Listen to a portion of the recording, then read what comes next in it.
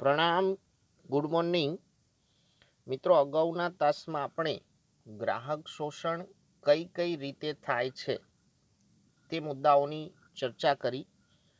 હવે આજના તાસમાં પહેલો પ્રશ્ન છે, ગ્રાહકનું શોષણ થવાના કારણો જણાવો। ગ્રાહક શોષણ માટે કયા કારણો જવાબદાર છે? વિસ્તૃત પ્રશ્ન આવે એટલે આ પ્રશ્નના 4 ગુણ હશે। 4 મુદ્દાઓ આપણે સમજવાના છે, જેમાં પહેલો મુદ્દો છે ગ્રાહક પોતે જવાબદાર। ગ્રાહક પોતે જવાબદાર એટલે એવું કહી શકાય કે નિરક્ષરતા, કેમ કે ગ્રાહક શોષણ થવાનું એક મૂળભૂત કારણ નિરક્ષરતા હોય। મોટા ભાગના ગ્રાહકો નિરક્ષર હોય છે, સુશિક્ષિત ના હોય, એટલે એમનું શોષણ થવાની શક્યતા વધારે હોય। તેમનામાં જાગૃતિનો અભાવ હોય છે, ગ્રાહક જાગૃતિનો અભાવ હોય। તેઓ સંગઠિત થઈને નુકસાન કે શોષણ સામે કાનૂની લડત આપી શકતા નથી, કાયદાથી પરિચિત હોય નહીં, ગ્રાહક જાગૃતિ નો અભાવ છે, એટલે સંગઠિત ના થઈ શકે। વળી નિરક્ષરતાને કારણે તેમનામાં ઉત્પાદનો અને બજાર સંબંધી જાણકારી હોતી નથી। બજાર સંબંધી કે ઉત્પાદનો વિશેના પૂરતી માહિતી ન હોય, એટલે એવા ગ્રાહકોનું શોષણ થવાની શક્યતા વધુ હોય। ઉત્પાદકો, વિક્રેતાઓ આવા ગ્રાહકોની અજ્ઞાનતાનો લાભ ઉઠાવે છે। તેથી ઉત્પાદકો કે વેપારીઓ તેમને વિવિધ રીતે છેતરીને તેમનું શોષણ કરે તેવી શક્યતા છે। એટલે સૌથી પહેલું કારણ આ છે કે શોષણ થવા માટે ગ્રાહક પોતે જવાબદાર ગણાય। સુશિક્ષિત ન હોય, બજારની વિવિધ બાબતોથી માહિતગાર ન હોય, એટલા માટે।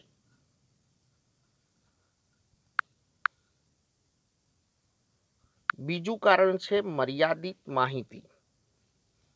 કહેવાનો મતલબ કે માહિતીનો અભાવ હોય। મૂડીવાદી અર્થવ્યવસ્થામાં ઉત્પાદક અને વિક્રેતા કોઈ પણ ચીજવસ્તુ કે સેવા પોતાને ગમે તેટલા જથ્થામાં ઉત્પાદન કે વેચાણ કરવા માટે સ્વતંત્ર છે। મહદઅંશે સ્વતંત્રતા મળેલી છે ઉત્પાદકોને, વિક્રેતાઓને। ચીજવસ્તુ કે સેવા પોતાને ગમે તેટલા જથ્થામાં ઉત્પાદન કે વેચાણ કરી શકે। આ ઉપરાંત ચીજવસ્તુઓના ઉત્પાદનના માપદંડો, ભાવ નિર્ધારણ અને ગુણવત્તા તે અંગે કોઈ ખાસ નિયમો નથી, ખાસ કોઈ ચોક્કસ નિયમો નથી। બીજી બાજુ જ્યાં નિયમો છે ત્યાં તેનું કડકપણે પાલન થતું નથી। મૂડીવાદી અર્થવ્યવસ્થામાં આ બધી મર્યાદાઓ છે કેટલીક।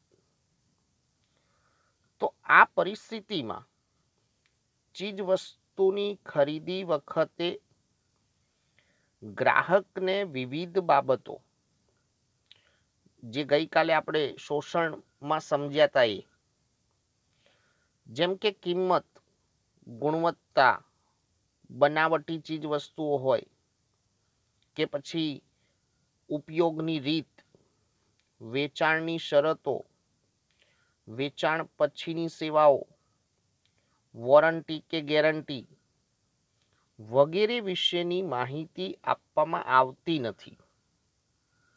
ગ્રાહકને એ માહિતીથી દૂર રાખવામાં આવે, એ માહિતી ચોક્કસ રીતે આપવામાં ન આવે। આથી ગ્રાહક ચીજવસ્તુની સાચી પસંદગીમાં, મતલબ કે ખરીદીમાં સમજદારીના અભાવે ભૂલ કરીને પોતાને આર્થિક અને માનસિક નુકસાન કરી બેસે છે। કાલે પણ મેં તમને અગાઉના તાસમાં કહ્યું હતું કે ગ્રાહક અધિકારો એ ગ્રાહક સુરક્ષા માટે બહુ અગત્યનું પાસું છે. જો ગ્રાહક પોતાના અધિકારો ભોગવતો નથી તો શોષણ થવાની સંભાવના વધી જાય. ત્રીજું કારણ છે મર્યાદિત પુરવઠો. બજારમાં જ્યારે પુરવઠો ઓછો હોય તો ત્યારે પણ ગ્રાહક શોષણ થાય. કેવી રીતે જુઓ તો જ્યારે બજારમાં વસ્તુ કે સેવાઓનો પૂરતો જથ્થો હોતો નથી ત્યારે ગ્રાહકને મોટે ભાગે શોષાવવું પડે. ચીજ વસ્તુ કે સેવાઓની માંગ વધુ હોય અને પુરવઠો ઓછો હોય કોઈને કોઈ કારણથી, તો ત્યારે ગ્રાહકનું શોષણ થવાની શક્યતા વધુ હોય. મર્યાદિત પુરવઠો એટલે કે વસ્તુની માંગની તુલનામાં તેનું ઓછું ઉત્પાદન. માંગ કરતા પુરવઠો ઓછો હોય ટૂંકમાં. આ પરિસ્થિતિમાં વસ્તુની સંગ્રહખોરી પણ થાય અને નફાખોરી પણ થાય. આપણે ભાવ વૃદ્ધિના કારણોમાં પણ સમજ્યા હતા આ બંને શબ્દો. સંગ્રહખોરી વધુ થાય, નફાખોરીનો આશ્રય લેતા હોય વિક્રેતાઓ, તો ત્યારે ગ્રાહક શોષણ થાય એવી પરિસ્થિતિ ઊભી થવાની. એટલે મર્યાદિત પુરવઠો એ પણ એક કારણ જવાબદાર છે શોષણ માટે. હવે જોઈએ ચોથું કારણ, મર્યાદિત હરીફાઈ. મિત્રો, બજારનો એક સીધો નિયમ છે કે જ્યારે ઉત્પાદકો ઓછા હોય, વિક્રેતાઓ ઓછા હોય, મર્યાદિત, તો ત્યારે ગ્રાહકને કેટલો ગેરલાભ થાય. અને માત્ર ગેરલાભ નહીં, શોષણ વધવાની શક્યતા છે. જો હરીફાઈ વધુ હોય તો ગ્રાહકને ફાયદો થાય. જોઈએ, જ્યારે કોઈ એક જ ઉત્પાદક કે ઉત્પાદક સમૂહ કોઈ વસ્તુના ઉત્પાદન અને તેની વહેંચણીમાં એકાધિકાર ધરાવતો હોય, મતલબ કે એનો ઇજારો હોય, તો ત્યારે વસ્તુની કિંમત, તેની ગુણવત્તા કે બનાવટ, વસ્તુની પ્રાપ્તિ વગેરે સાથે ચેડા થવાની સંભાવના વધી જાય. માની લઈએ કે કોઈ ખાદ્ય પેદાશ કે જેનું ઉત્પાદન ફક્ત કોઈ એક જ ઉત્પાદક કરે છે, તો ત્યારે એમાં ભેળસેળની શક્યતા કે કિંમતની રીતે કે ગુણવત્તાની રીતે ગ્રાહક સાથે શોષણ થાય. આ સંજોગોમાં વસ્તુઓની કિંમતો, ગુણવત્તા કે તેની સેવાઓ અને પ્રાપ્તિનો સમય વગેરે બાબતોમાં ગ્રાહકને શોષાવવું પડે. એટલે બજારમાં મર્યાદિત હરીફાઈ એ પણ ગ્રાહક શોષણનું એક જવાબદાર કારણ છે. જેટલી હરીફાઈ વધુ હોય તો એટલું ગ્રાહકનું શોષણ થવાની શક્યતાઓ ઓછી હોય. એટલે મિત્રો, આ 4 મુદ્દાઓ ગ્રાહક શોષણના જવાબદાર કારણો હતા. આપણે 4 મુદ્દાઓ પરીક્ષામાં લખવાના થાય છે અને એના 4 ગુણ મળે છે વિસ્તૃત પ્રશ્ન તરીકે.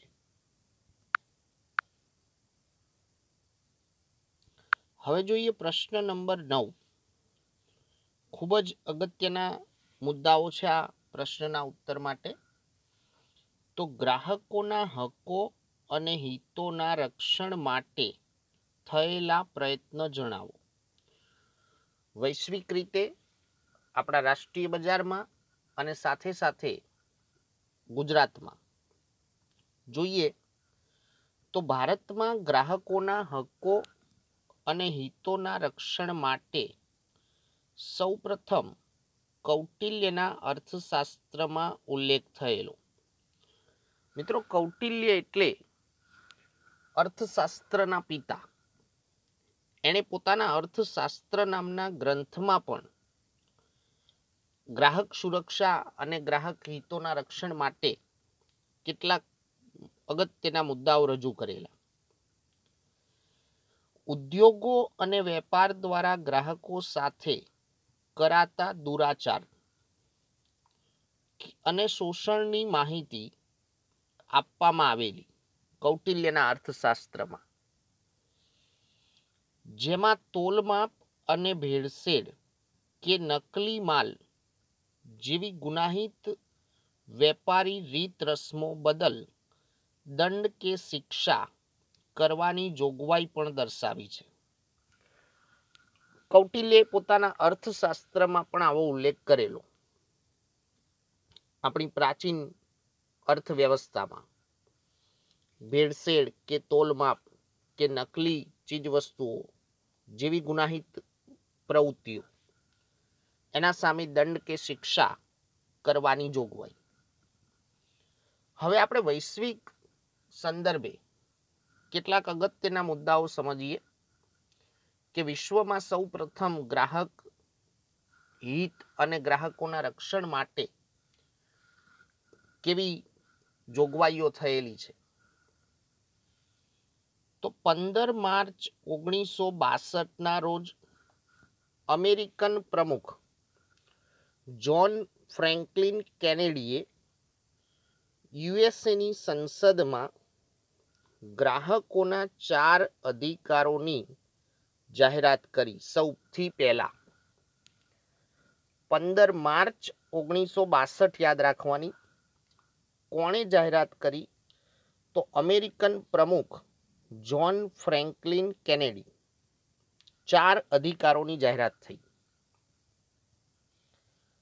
ત્યારબાદ 15 માર્ચ 1983 રોજ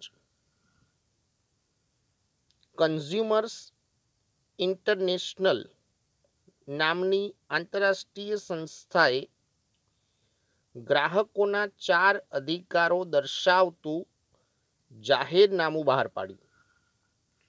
હેતુલક્ષી પ્રશ્નો આની સાથે ઘણા છે, એ આપણે યાદ રાખવાના છે. આંતરરાષ્ટ્રીય સંસ્થાનું નામ કન્ઝ્યુમર્સ ઇન્ટરનેશનલ. ક્યારે એણે 4 અધિકારોનું જાહેરનામું બહાર પાડ્યું? તો 15 માર્ચ 1983. તેથી વિશ્વમાં દર વર્ષે 15 માર્ચના દિવસને વિશ્વ ગ્રાહક અધિકાર દિન તરીકે ઉજવવામાં આવે છે. World consumer rights day 15 March. તો મિત્રો, આ પ્રમાણે ગ્રાહક હિતો અને રક્ષણ માટેનો પ્રારંભ થયો હતો છેક 1962 થી.